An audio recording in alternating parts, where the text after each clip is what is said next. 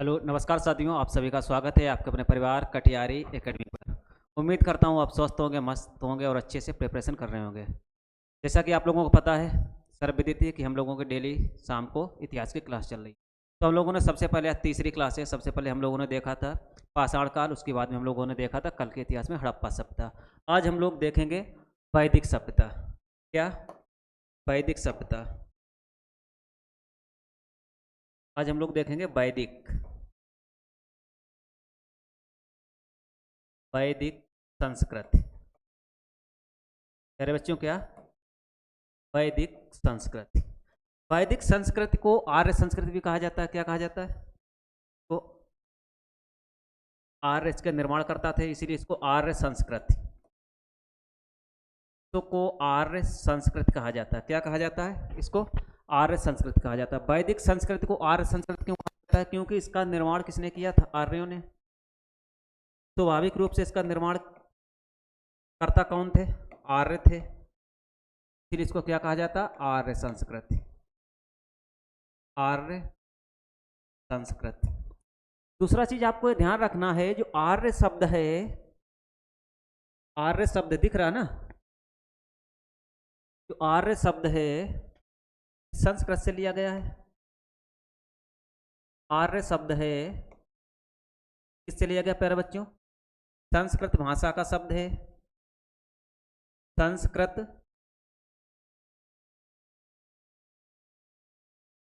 संस्कृत भाषा का शब्द है। किसका? संस्कृत।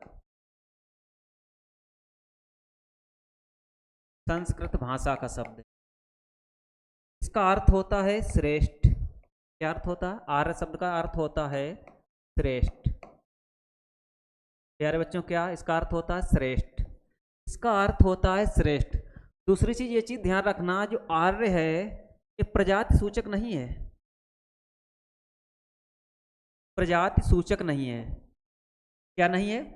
प्रजाति सूचक। यहां प्रजाति सूचक का मतलब है आर्य जाति नहीं थी। क्या?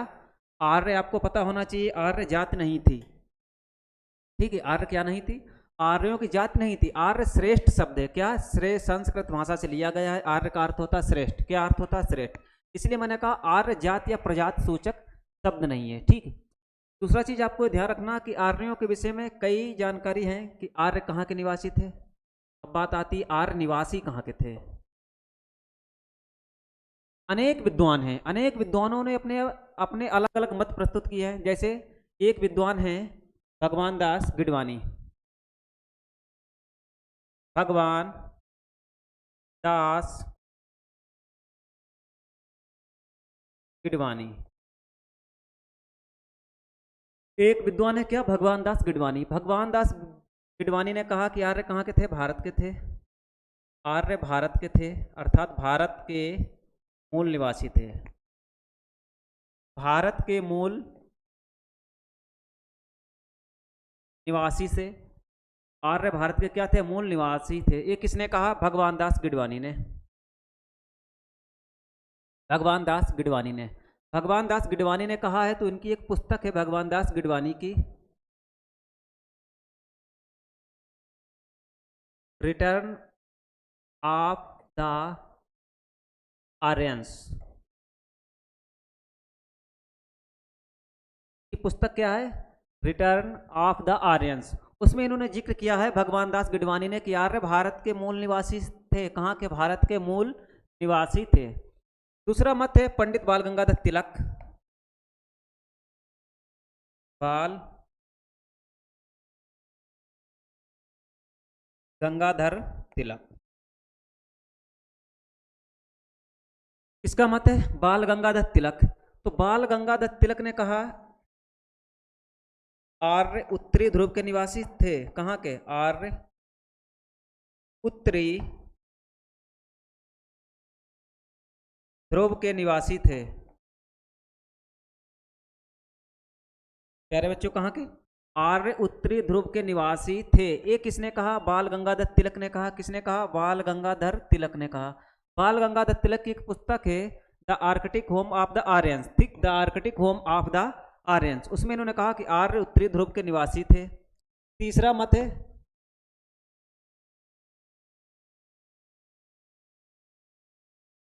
तीसरा मत है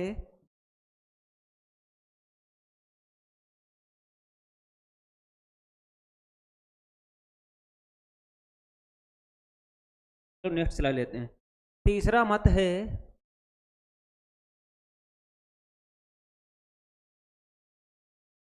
दयानंद सरस्वती जी का।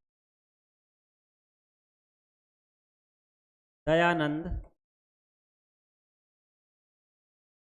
सरस्वती। दयानंद सरस्वती। दयानंद सरस्वती जी ने क्या, इन्होंने अपनी पुस्तक सत्यार्थ प्रकाश, आप लोगों को पता है इनकी पुस्तक का क्या नाम है, सत्यार्थ प्रकाश। सत्यार्थ प्रकाश में इन्होंने जिक्र किया है कि आर्य तिब्बत के निवासी थे। आर्य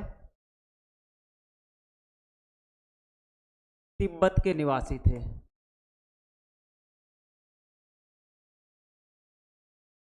तिब्बत के निवासी थे। कहाँ के निवासी थे यार, तिब्बत के निवासी थे। सबसे ज्यादा प्रचलित मत है वो है मैक्स मूलर का। मैक्स मूलर सबसे जो प्रचलित मत है वो है मैक्स मूलर का। मैक्स मूलर ने कहा कि आर्य मध्य एशिया के निवासी थे। आर्य मध्य एशिया के निवासी थे। आर्य कहाँ के निवासी थे, मध्य एशिया के निवासी थे। आर्य कहाँ के निवासी थे, मध्य एशिया के निवासी थे। ये किसने कहा, मैक्स मूलर ने। मैक्स मूलर ने जो अपना मत दिया कि आर्य मध्य एशिया के निवासी थे, किसने कहा, मैक्स मूलर ने। सबसे ज्यादा प्रचलित है, ठीक है। सबसे प्रचलित मत और अधिक मान्य है। अनेक विद्वान इसी को मानते हैं कि आर्य मध्य एशिया के अधिक मान्य, अर्थात मैक्सिमम लोग मैक्स मूलर की, मैक्सिमम जो इतिहासकार हैं मैक्स मूलर की बात से सहमत हैं। वो कहते हैं आर्य मध्य एशिया के निवासी हैं। कहाँ के निवासी हैं, आर्य मध्य एशिया के निवासी हैं। इन्होंने जो अपना मत दिया है, ईरान का ग्रंथ है जैन अवस्था। क्या नाम है, जैन अवस्था। जैन अवस्था की इन्होंने तुलना की किससे, ऋग्वेद से। ऋग्वेद से क्या इन्होंने की, तुलना की। क्योंकि जैन अवस्था जो ईरान का ग्रंथ है उसमें भी क्या, पशु पक्षी घोड़े, ठीक, वायु इंद्र मित्र वरुण नासत, अनेक वहाँ देवताओं का जिक्र है, प्राकृत चीजों का जिक्र है, जानवरों का जिक्र है। वही जिक्र ऋग्वेद में, वही देवताओं का जिक्र है, वही जानवरों का जिक्र है, वही प्राकृतिक पेड़ पौधे हैं उनका जिक्र है। इसीलिए मैक्स मूलर ने संभावना व्यक्त की कि ईरान जिंद अवस्था में जो समानता है वही समानता भारत के ऋग्वेद में। इसीलिए उन्होंने कहा कि आर्य कहाँ के रहने वाले थे, मध्य एशिया। उन्होंने इसीलिए कहा कि आर्य कहाँ के प्यारे बच्चों रहने वाले थे, मध्य एशिया के रहने वाले थे। कहाँ के रहने वाले थे, आर्य मध्य एशिया के रहने वाले थे। अब जो आर्य मध्य एशिया के रहने वाले थे, अब आर्यों की बात करते हैं। आर्यों को लिपि का ज्ञान नहीं था। आर्यों को किसका ज्ञान नहीं था, प्यारे बच्चों, आर्यों को लिपि मतलब लिखने, लिपि का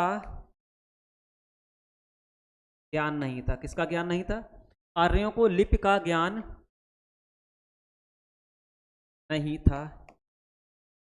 ये जो आर्य सभ्यता उसको क्या कहा जाता है, श्रुत साहित्य, सुनने के द्वारा।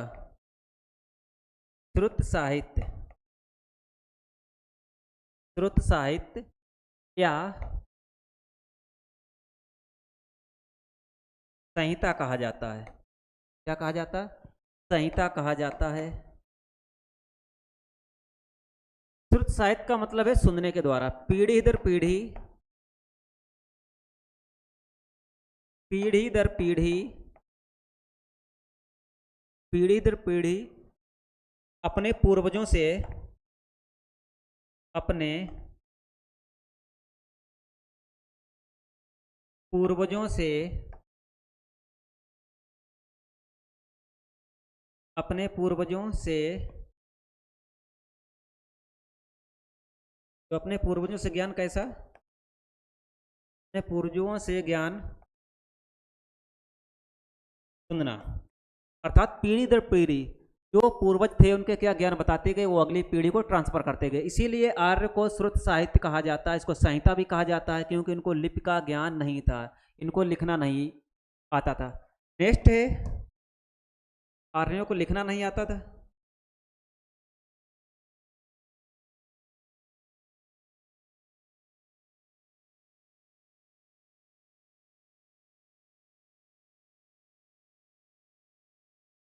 आर्यों को लिखना नहीं आता था। और इनकी विशेषता है आर्यों की, आर्य ग्रामीण, आर्य ग्रामीण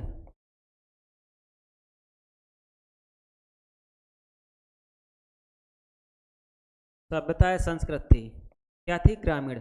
आपको पता है कि हड़प्पा कैसी थी? नगरी। हड़प्पा से अनेक नगरों की जानकारी में मिली है। तो हड़प्पा एक नगरीय सभ्यता थी। हड़प्पा क्या आपको पता होना चाहिए? हड़प्पा नगरीय थी। नगरी के अलावा इनको लिपि का विज्ञान था। क्या था? हड़प्पा के लोगों को लिपि की भी जानकारी थी। और नगरीय सभ्यता कैसी थी? नगरीय सभ्यता थी। वहीं आर्य सभ्यता इसके उलट थी। आर्य सभ्यता ग्रामीण सभ्यता थी, पहला पॉइंट। दूसरा पॉइंट यह है कि आर्यों को लिपि की जानकारी नहीं थी, अर्थात वो लिख पढ़ नहीं सकते थे, उनको लिपि की जानकारी नहीं थी। इसीलिए इनको श्रुत साहित्य या संहिता कहा जाता, क्योंकि पीढ़ी दर पीढ़ी ज्ञान क्या अपने पूर्वजों से ट्रांसफर होता रहता था। क्या होता रहता था? ट्रांसफर होता रहता था। अब हम आर्यों के बाद जो वैदिक सभ्यता इसको कहा गया, इसके दो कालखंड हैं। सबसे पहले वैदिक या ऋग्वैदिक।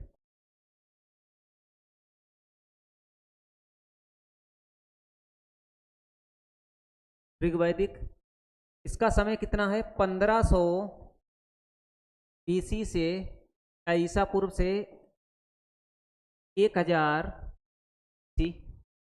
दूसरा आपका है उत्तर वैदिक काल। उत्तर वैदिक काल। उत्तर वैदिक काल को 1000 BC से, प्यारे बच्चों, 1000 BC 600 BC के दो कालखंड हैं। ऋग्वैदिक काल, ऋग्वैदिक काल क्या? 1500 BC से 1000 BC के आसपास।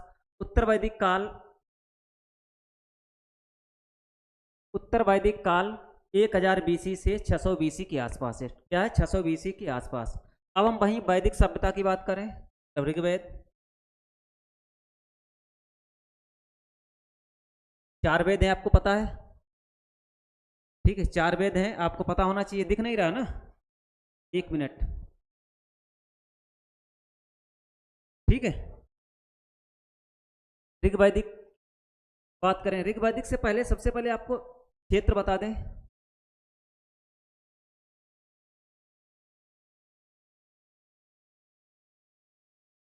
ऋग्वैदिक क्षेत्र, जो ऋग्वैदिक क्षेत्र, इसका क्षेत्र अफगानिस्तान से,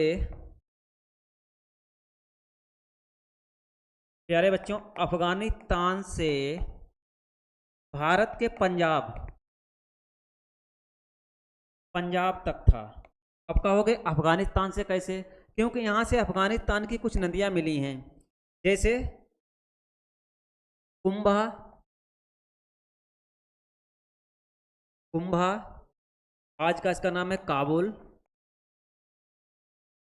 ठीक है, काबुल। दूसरी नदियां है गोमती, आज का इसका नाम है गोमल,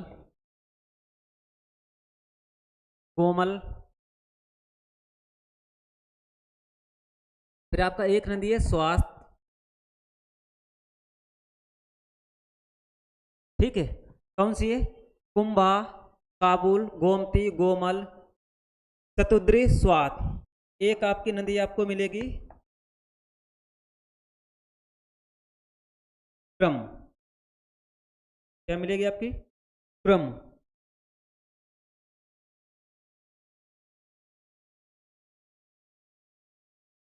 ठीक है, क्रुम, कुर्रम, कुर्रम, क्या मिलेगी? कुर्रम। ऋग वैदिक काल का जो टाइम पीरियड, ऋग वैदिक काल का टाइम पीरियड जो है ऋग वैदिक का कितना है? 1500 बीसी से आसपास। कितनी है? 1500 बीसी से आसपास 1000 बीसी। वहीं उत्तर वैदिक काल है 1000 बीसी से 600 बीसी। ऋग वैदिक के जो अफगानिस्तान में हमें 4 नदियां मिली हैं, कितनी नदियां मिली हैं? 4 नदियां मिली हैं। तो इससे लगाया जा सकता अंदाजा, तो इनका कहाँ स्थान था? अफगानिस्तान। अफगानिस्तान भारत के पंजाब तक, भारत के पंजाब तक, क्या? भारत के पंजाब तक, ठीक है।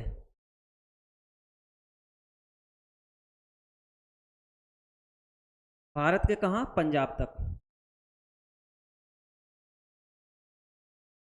भारत के पंजाब तक। अब वहीं अब सप्त सैंधव प्रदेश, पंजाब सप्त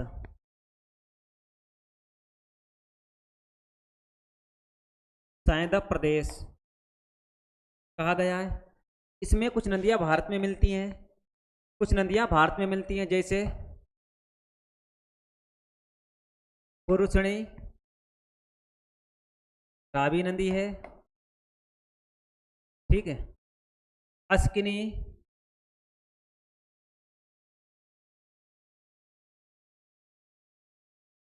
अस्किनी दिख रहा ना? अस्किनी,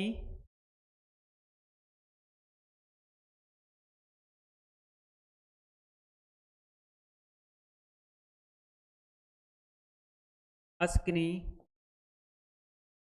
चिनाव नदी है, सिंधु नदी, सिंधु नदी, सरस्वती नदी,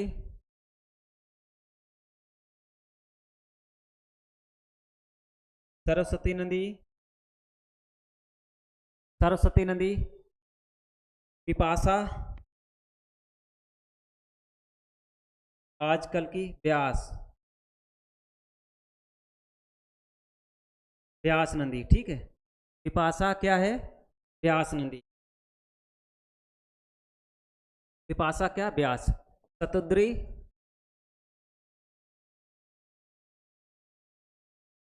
सतलज,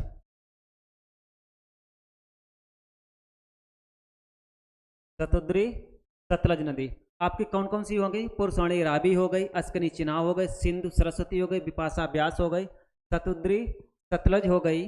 आपकी एक नदी बच रही है,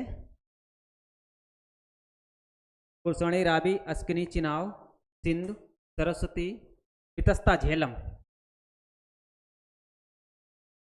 पितस्ता आजकल की कौन सी? झेलम नदी, ठीक। सप्त सैंधव प्रदेश किस लिए कहा गया? क्योंकि वहां 7 नदियां थी।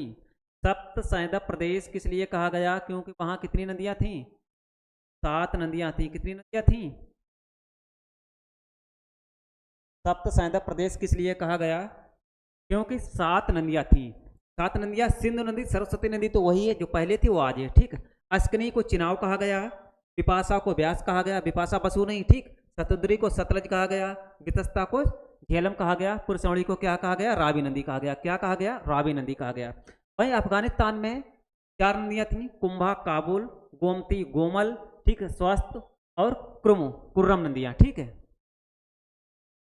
तो इससे हमें जानकारी क्या मिली कि वैदिक जो क्षेत्र था वो अफगानिस्तान से पंजाब तक था। कहाँ?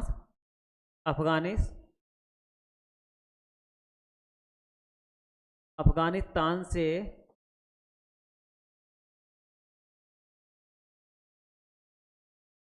पंजाब तक इनकी क्या थी? सीमा थी।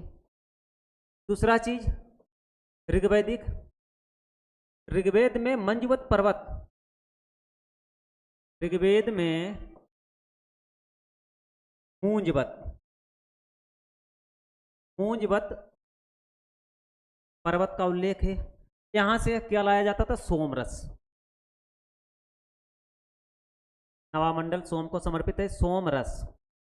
क्योंकि ऋग्वेद में मूंजवत पर्वत का उल्लेख है, इसका मतलब ऋग्वेद में जो मूंजवत पर्वत है यहां से सोमरस लाया जाता था, सोमरस लाया जाता था।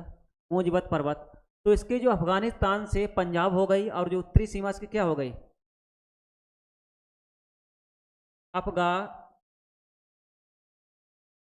से पंजाब, और उत्तरी हिमालय, पूरा हिमालय नहीं, उत्तरी हिमालय से, उत्तरी हिमालय से उत्तरी राजस्थान,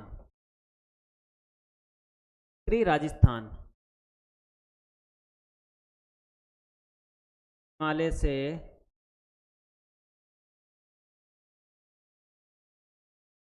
उत्तरी राजस्थान। अब इसकी सीमा क्या हो गई, ऋग्वैदिक कालीन जो सीमा थी वो क्या सीमा थी, अफगानिस्तान से लेके, क्योंकि अफगानिस्तान में 4 नदियां मिलती, पंजाब, सप्त संध्या प्रदेश, सप्त संध्या प्रदेश में हमें 7 नदियों का जिक्र मिलता है, ठीक। तो हमें इसकी जानकारी मिलती है कि अफगानिस्तान से पंजाब तक इसकी सीमा थी।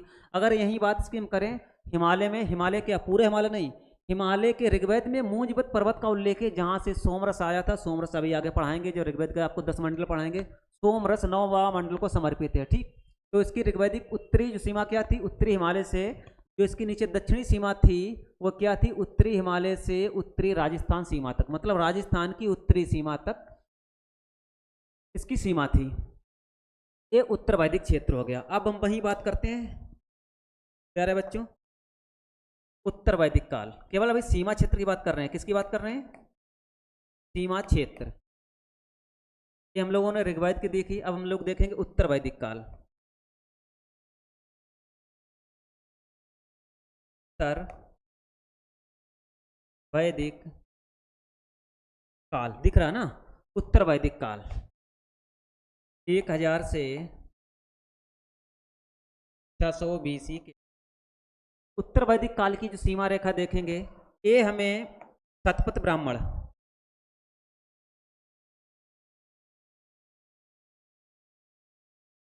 ये शतपथ ब्राह्मण, शतपथ ब्राह्मण ग्रंथ है ना, शतपथ ब्राह्मण ग्रंथ से हमें जानकारी मिलती है क्या, विधे,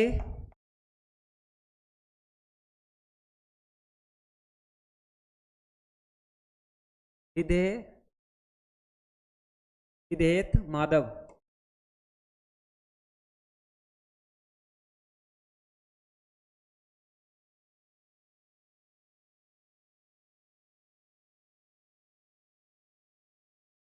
विधेयत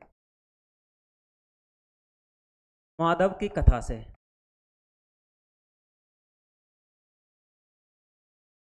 हमें शतपथ ब्राह्मण है, शतपथ ब्राह्मण जो ग्रंथ है वहां से विधेय माधव की कथा से हमें जानकारी मिलती है, क्योंकि जो विधेय माधव की जो कथा है वो कथा ये कह रही है कि विधेय जो माधव हैं वो सरस्वती नदी के किनारे निवास करते थे। कहाँ रहते थे, कुटिया बना के सरस्वती नदी के किनारे रहते थे। वहीं सरस्वती नदी के किनारे जब कुटिया बना के रहते थे कौन, विधेय माधव और उनके पुत्र राहुगढ़, कौन, पुत्र नहीं सॉरी, उनके क्या नाम, शिष्य गौतम राहुगढ़, 2 लोग रहते थे सरस्वती नदी के किनारे।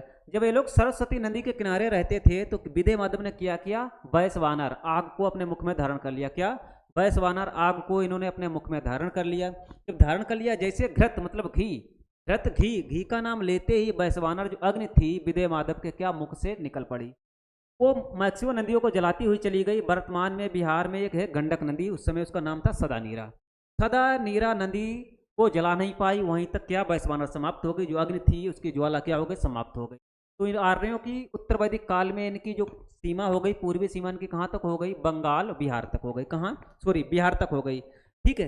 तो शतपथ ब्राह्मण से ग्रंथ से हमें जानकारी मिलती है, विधेय माधव की कथा से, कथा से, और इनके शिष्य विधेय माधव की कथा, नेट स्लाइड ले लेते हैं ना, विधेय माधव की कथा से,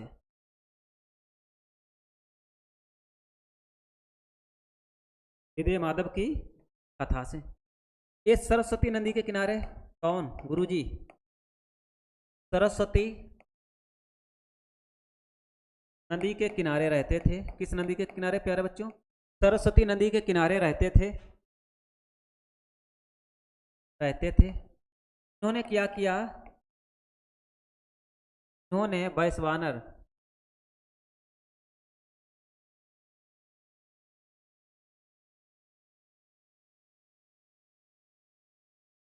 अग्नि, वो मुख में धारण कर लिया। कहाँ? मुख में धारण कर लिया। क्या इन्होंने कर लिया? मुख में धारण कर लिया। किसको? वैश्वानर को मुख में धारण कर लिया। लेकिन जैसे ही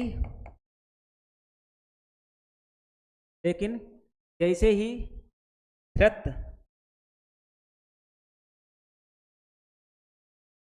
घी का नाम लेते ही, घी का नाम लेते ही आग मुख से निकल गई। आग क्या? मुख से निकलकर चल दी। आग के पीछे गुरुजी भाग रहे हैं। अग्नि के पीछे गुरुजी कौन? विधेय माधव। और उनके शिष्य, क्या नाम है? उनके शिष्य का क्या नाम है? गौतम राहुगढ़। शिष्य गौतम राहुगढ़। क्या नाम है? गौतम राहुगढ़। जैसे ये लोग पीछा करते हुए निकले, लेकिन पीछा करते हुए कहाँ तक पहुंचे? बिहार के। पीछा करते हुए कहाँ तक पहुंचे? बिहार के सदानीरा नदी। सदानीरा नदी, वर्तमान में गंडक नदी। गंडक नदी। तो इनकी सीमा क्या हो गई? गंडक नदी। बिहार के गंडक नदी इनकी क्या हो गई? पूर्वी सीमा हो गई। तो इनकी पूर्वी सीमा, प्यारे बच्चों, क्या हो गई? गंडक नदी। पूर्वी सीमा इनकी क्या हो गई? बिहार की गंडक नदी। उत्तरवादी कालीन की है। उत्तरवादी कालीन की पूर्वी सीमा क्या हो गई? गंडक नदी। क्या हो गई? गंडक नदी इनकी पूर्वी सीमा हो गई। ये उत्तरवैदिक काल था, उसकी ये सीमा थी। क्या? उत्तरवैदिक काल था, इसकी ये सीमा थी। ठीक है, उत्तरवैदिक काल था, इसकी सीमा थी। अब हम चार अलग अलग नामों की बात करते हैं। सबसे पहले जो सीमा अफगानिस्तान से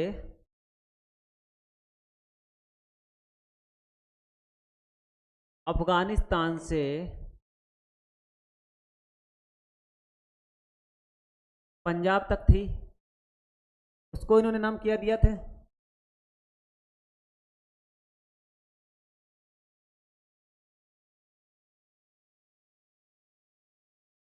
ब्रह्मवर्त। क्या नाम दिया? ब्रह्मवर्त।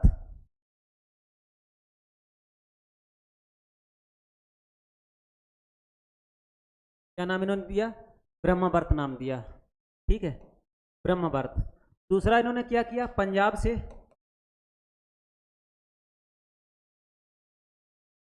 गंगा यमुना का दोआब, गंगा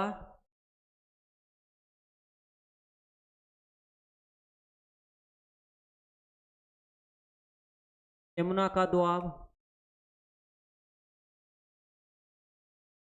गंगा यमुना का दोआब। गंगा यमुना को दोआब को इन्होंने नाम क्या दिया?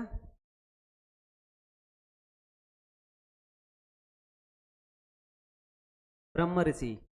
क्या नाम दिया? ब्रह्म ऋषि प्रदेश। ब्रह्म ऋषि, पहले को ब्रह्म भारत नाम दिया, फिर ब्रह्म ऋषि प्रदेश नाम दिया। तीसरा इन्होंने नाम दिया जो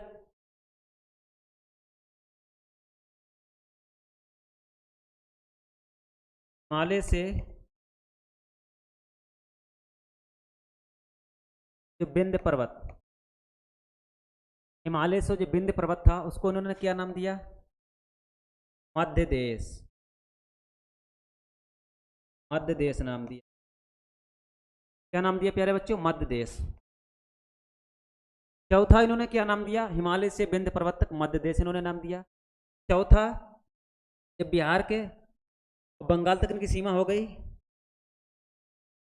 पूरे हिमालय से बिहार और बंगाल तक जब इनकी सीमा हो गई, बंगाल तक,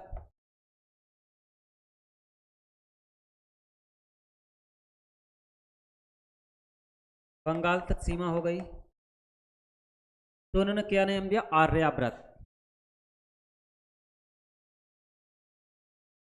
आर्याव्रत या आर्यव्रत एक ही चीज है, चाहे आर्याव्रत कहो चाहे आर्यव्रत।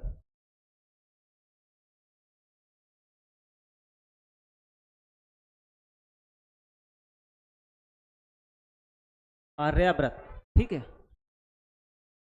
क्या नाम इन्होंने दिया? दिख रहा ना? कट रहा है ये, थोड़ा बढ़ा दे रहे हैं।